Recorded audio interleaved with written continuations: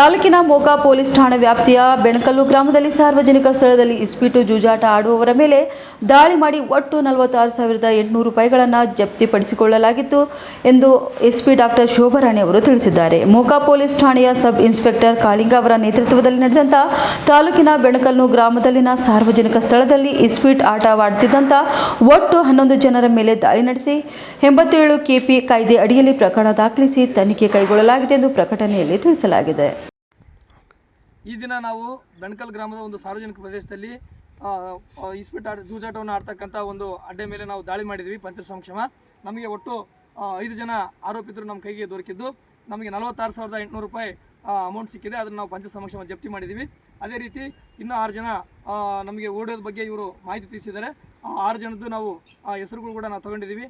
ಇದೆಲ್ಲ ನಾವು ಮೋಕಾ ಠಾಣೆಯಲ್ಲಿ ಪ್ರಕರಣ ದಾಖಲಿಸಿ ಮುಂದಿನ ಕಾನೂನು ಕ್ರಮ ಕೈಗೊಳ್ತೀವಿ.